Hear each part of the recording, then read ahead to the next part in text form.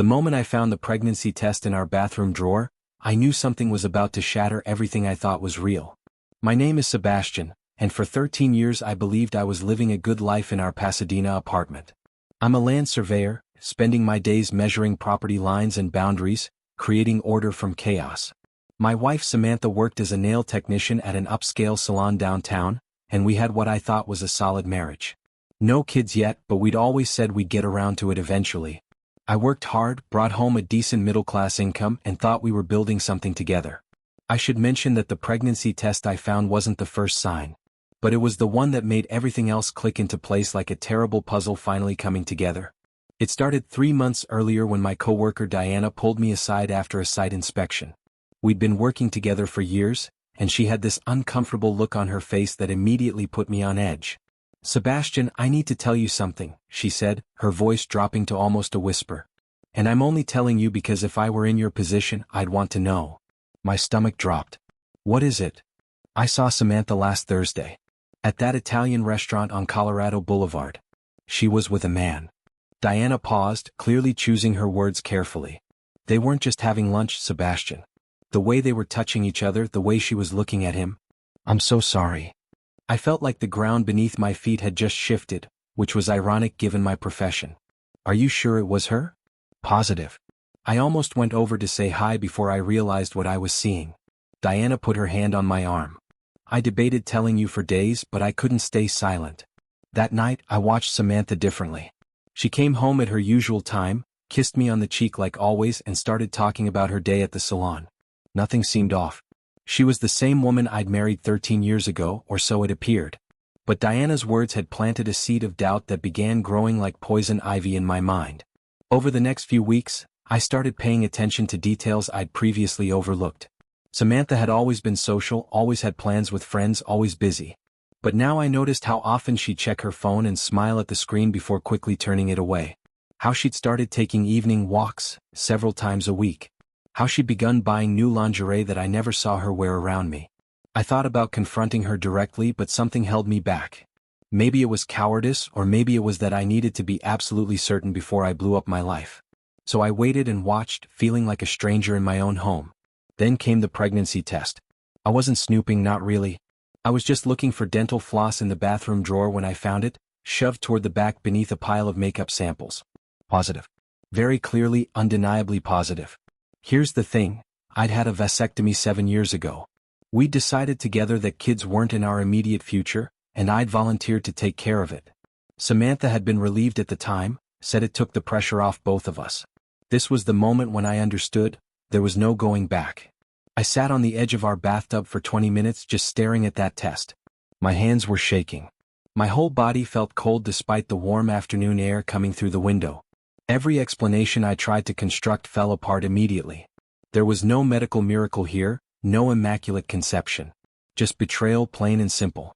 When Samantha came home that evening, I was sitting in our living room with the test on the coffee table in front of me. She froze in the doorway, her face going pale. For a long moment, neither of us spoke. "Sebastian, she started. "Don't," I cut her off. "Just don't. I don't want to hear whatever lie you're about to tell me." She sank onto the couch opposite me, and I watched her calculate her next move. The woman I thought I knew would have been panicking, crying, apologizing. This woman looked trapped, yes, but also almost relieved. "How long?" I asked. "Sebastian, please." "How long?" She closed her eyes. 8 months. 8 months. I thought it couldn't get worse, but those 3 words proved me wrong. 8 months of lying, 8 months of another man's hands on my wife, 8 months of coming home to someone who was living a completely separate life behind my back. "Who is he?" Samantha's face crumpled slightly. "Matthew. You know Matthew." I did know Matthew. He was her best friend's boyfriend, or at least that's what I'd thought. Matthew was a personal accountant, always dressed in expensive suits, always seemed to have money to throw around. We'd had dinner with him and his girlfriend Rachel dozens of times over the years. I'd shaken his hand. I'd laughed at his jokes. I'd trusted him in my home. Rachel's Matthew? I needed to confirm even though I already knew. Samantha nodded miserably. "It just happened one night. Rachel and I were having drinks, Matthew stopped by, and then Rachel had to leave for some family emergency, and we just kept talking. And drinking. And then you decided to destroy everything. I finished flatly. For 8 months. I didn't mean for it to happen, she protested. I didn't plan any of this. But you kept doing it. For 8 months. You made that choice every single day. She had no response to that. Whose baby is it? I asked, though I already knew the answer. Matthew's. The words hung in the air between us like a death sentence for our marriage. Does Rachel know? No. God, no. This would destroy her. I almost laughed at that. You think? You've been sleeping with her boyfriend for 8 months and you're pregnant with his child. Yeah, I'd say that might upset her. Sebastian, please. We need to figure this out. We need to. There's nothing to figure out, I said, my voice surprisingly calm given the rage building inside me. This marriage is over. I want you out of this apartment. Tonight. You can't just kick me out. This is my home too. Actually, the lease is in my name. So yes, I can. It was one of those small details that suddenly mattered enormously. We'd signed it when I had better credit and just never bothered to change it. Samantha's eyes widened as she realized I was serious. Where am I supposed to go? I don't care. Go to Matthew. Go to a hotel. Go sleep on the street for all I care. But you're not staying here another night. She started crying then, but they felt like calculated tears. Please, Sebastian. I made a mistake. We can work through this. Couples therapy, anything. You made a choice. Every day for 8 months you chose him over me. You chose to lie to me. And now you're pregnant with another man's child. There's no coming back from that. And then, it got worse. The next morning I called in sick to work for the first time in 3 years. I needed time to think, to process, to figure out what the hell my life had become. Samantha had left the previous night, after packing 2 suitcases and leaving in an Uber with her eyes red from crying. I'd watched from the window feeling absolutely nothing. Around noon my phone rang. It was Rachel. Sebastian. Oh my God, Sebastian, is it true? Please tell me Samantha is lying. So Samantha had told her. Interesting choice. If she told you she's been sleeping with Matthew and is pregnant with his baby, then yes, it's true. Rachel's sob echoed through the phone. I can't believe this. I can't. How could they do this to us? I've been asking myself the same question. When did you find out? Last night. Found a pregnancy test. Put 2 and 2 together pretty quickly, considering I had a vasectomy. Oh God. Rachel was quiet for a moment. What are you going to do? Divorce her. Already talked to a lawyer this morning. I hadn't, but I would. Matthew's denying everything, Rachel said bitterly. Says Samantha is lying, that they never touched each other, that she must have gotten pregnant by someone else. Can you believe that? He's actually trying to throw her under the bus to save himself. That was interesting. So Matthew was abandoning ship.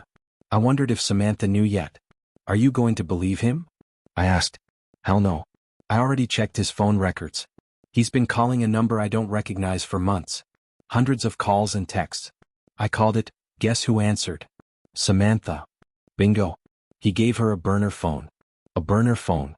Like they're in some kind of spy movie. Rachel's voice was shaking with anger. 13 years I've been with him. 13 years and he throws it away for your wife. 13 years. The same amount of time Samantha and I had been married. Something about that parallel made the whole situation even more grotesque. What happens now? I asked, not really expecting an answer.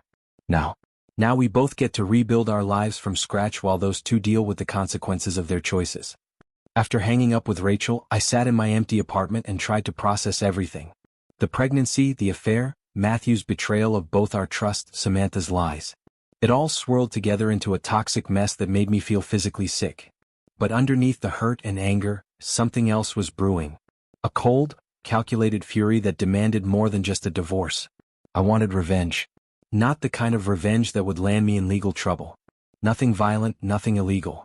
But I wanted Samantha and Matthew to feel consequences beyond just the end of their relationships. I wanted everyone to know what they'd done. I wanted their reputations shredded, their comfort destroyed, their easy lies exposed. The thing about being a land surveyor is that you learn to be meticulous. You learn to document everything, to gather evidence, to build an irrefutable case. And I was about to apply all those skills to taking down my cheating wife and her cowardly lover. First, I hired a divorce attorney, the best one I could afford. She was a sharp woman named Patricia Chin who had a reputation for being absolutely ruthless in court. I need everything documented, I told her. The affair, the pregnancy, all of it. I want her to get nothing from this divorce. Patricia smiled grimly. California is a no-fault divorce state, so the affair won't matter much for asset division.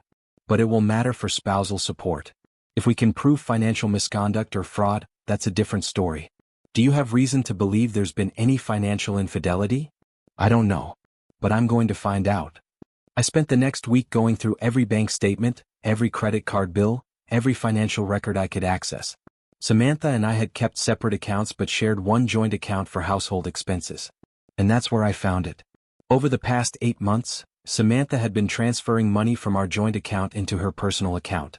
Small amounts at first, $50 here, $100 there. But it had escalated. In the last 3 months alone, she'd moved nearly $8,000. Money that was supposed to be for rent, utilities, groceries. But that wasn't all. I discovered she'd taken out a credit card in both our names without telling me. The balance was over $12,000. Charges for hotels, expensive restaurants, jewelry.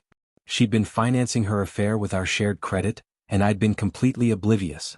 This was what changed things. There's no going back after financial betrayal. Patricia was thrilled when I showed her the evidence. This is fraud. She used your joint credit to finance an affair and hid it from you. This gives us serious leverage. What can we do with it? We can push for her to be solely responsible for that debt in the divorce.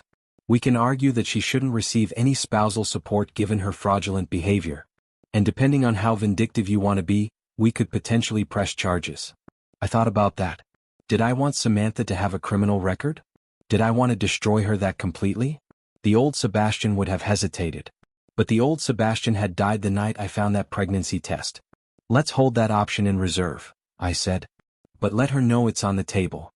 While the legal machinery ground forward, I turned my attention to the social fallout. Rachel and I had become unlikely allies in our shared misery, talking on the phone regularly about the betrayals we'd suffered. She was devastated but also furiously angry, which I understood completely. Matthew moved out, she told me one evening. Just packed his stuff and left. Didn't even try to fight for the relationship. 13 years, and he gave up without a single real conversation. Where's he staying? No idea. Don't care. I changed the locks and blocked his number. What about Samantha? Have you heard from her? Rachel laughed bitterly. Oh yes. She called me yesterday crying, saying she was sorry and she never meant to hurt me. Like that means anything. She destroyed my relationship and now she wants absolution? Not happening. Where's she staying? With her sister, I think. Matthew's not supporting her, financially or otherwise. Turns out he's not so interested in playing happy family now that the affair is out in the open. This was exactly what I'd hoped for. Matthew had wanted Samantha when she was forbidden fruit, someone else's wife, a thrilling secret. But faced with the reality of a pregnant girlfriend and the social consequences of his actions, he'd bailed immediately. My reaction shocked even her friends when they found out what I did next. I created a detailed timeline of the affair, complete with all the evidence I'd gathered.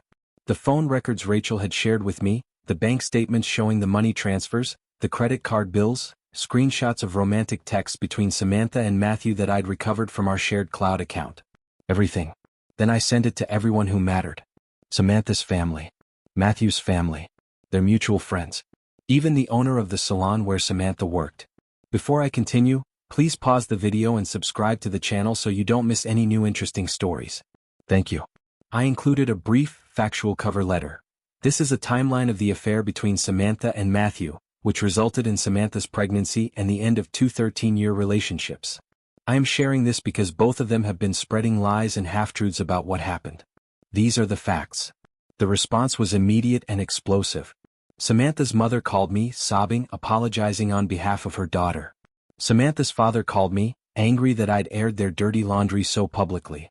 Matthew's brother called me, saying I was a vindictive asshole who should have handled this privately. But I didn't care about any of that. What I cared about was that now everyone knew the truth. Samantha couldn't spin this as a misunderstanding or a moment of weakness. Matthew couldn't pretend he was the victim. Their lies were exposed, their reputations in tatters. The owner of the salon where Samantha worked was particularly interesting. She called me 2 days after receiving my email. Sebastian, this is Linda from Lux Nails. I just wanted you to know that I've terminated Samantha's employment. I was surprised. You didn't have to do that. Actually, I did. After receiving your email, I went through our financial records. Samantha has been stealing from the salon, pocketing cash payments from clients and not recording them, taking supplies, even using the Salon credit card for personal purchases. I'm estimating she stole at least $15,000 over the past year. I felt a grim satisfaction. So the financial fraud extended beyond just our marriage. Samantha had been stealing from her employer too. Are you pressing charges?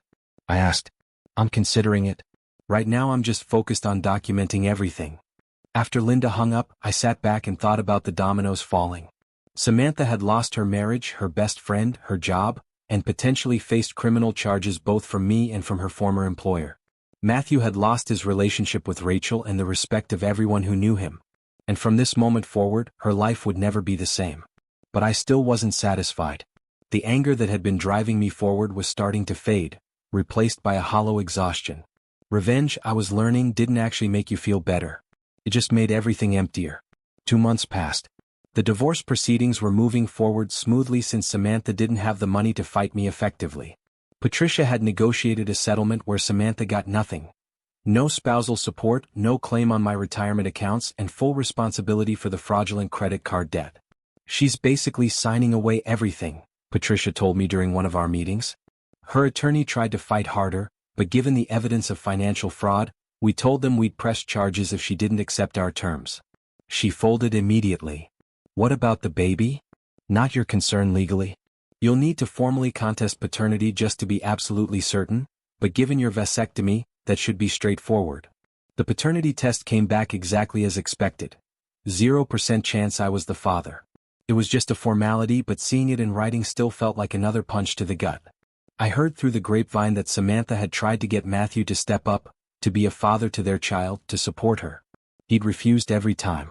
Apparently he was claiming the baby might not even be his, which was both cowardly and absurd given the timeline and the pregnancy test I'd found. Rachel told me that Matthew had moved to Phoenix, taking a new job and essentially running away from the consequences of his actions. Good riddance, she said. I hope he's miserable there. I ran into Samantha once, about 3 months after our initial confrontation. I was getting coffee at a place near my office when I saw her sitting alone at a corner table, her pregnant belly visible beneath her loose sweater. She looked tired, not haggard or aged like people always describe in these situations, just tired. The kind of bone-deep exhaustion that comes from watching your life fall apart. Our eyes met across the coffee shop. For a moment I thought she might come over, might try to talk to me. But then she looked away and I took my coffee and left. I didn't feel triumph in that moment. I didn't feel vindication or satisfaction. I just felt sad about the waste of it all. 13 years of marriage gone. The future we'd planned, however vaguely, erased. All for what? For some excitement? For feeling wanted by someone new? Whatever Samantha had been looking for in Matthew's arms, I doubted she'd found it. The final divorce decree came through on a cold Tuesday in December, almost 6 months after I'd found that pregnancy test. I signed the papers in Patricia's office, noting absently that my hand was steady. No shaking, no hesitation. Just my signature on a line, ending 13 years of marriage. How do you feel? Patricia asked as she witnessed my signature. Empty, I said honestly. Just empty. That's normal. Give it time. But time wasn't healing anything.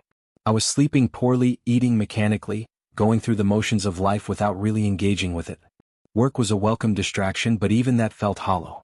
I'd measure property lines and mark boundaries, all while thinking about how the boundaries of my own life had been so thoroughly violated. Rachel and I still talked occasionally.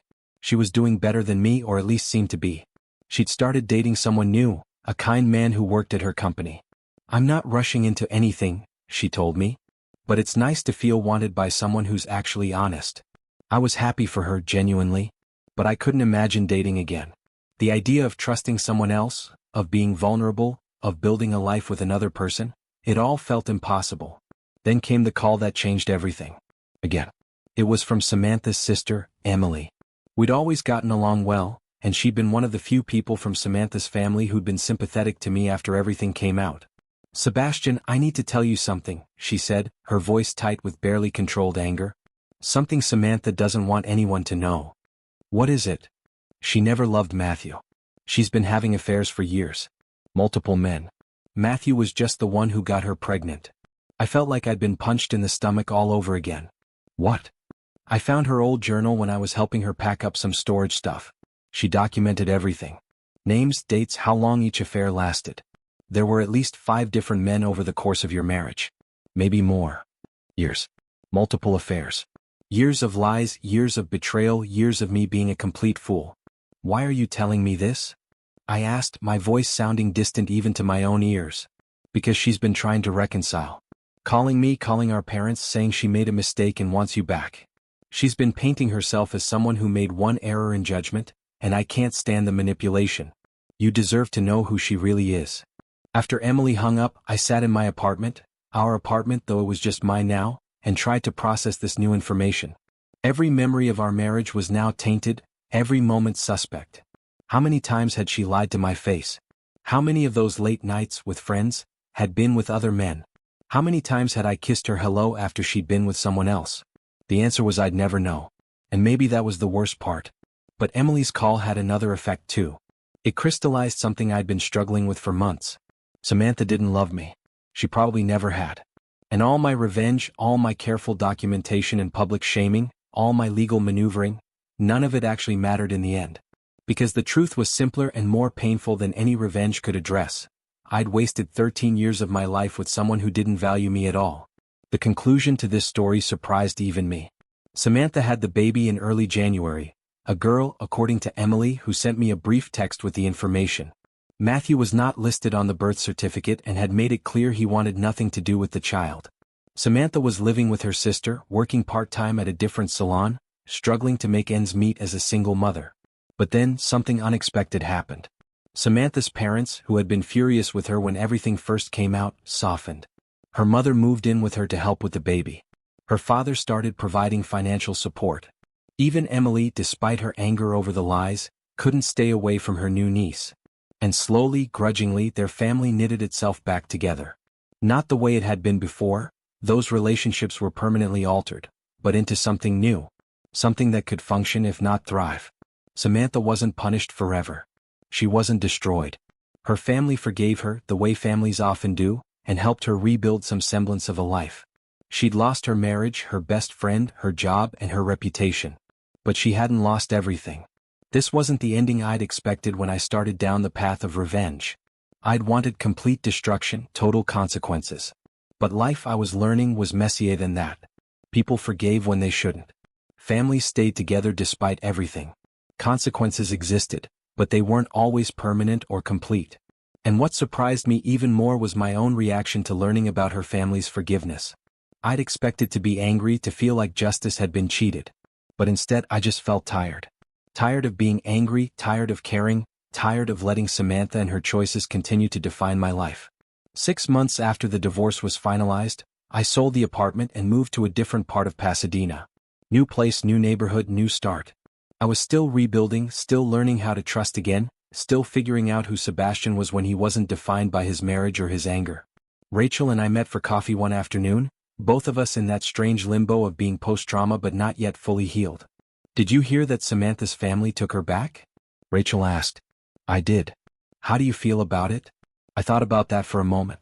I don't know. Part of me thinks she doesn't deserve that forgiveness. But mostly I just don't care anymore. Her family's choice isn't my problem. "That's growth," Rachel said with a small smile. "I'm still furious with both of them. Maybe that makes me petty." "No, it makes you human. Everyone processes this stuff differently. Have you thought about dating again?" "Not really." "You?" "A little. That guy I mentioned, David, we've been taking it very slowly. But it's nice. He's patient with my trust issues, which helps." I was genuinely happy for her. "That's great, Rachel. You deserve someone good." "So do you," she said pointedly. "You can't let what Samantha did poison the rest of your life." She was right, of course. But knowing something intellectually and feeling it emotionally were two very different things. As I walked home from that coffee meeting, I thought about the past year.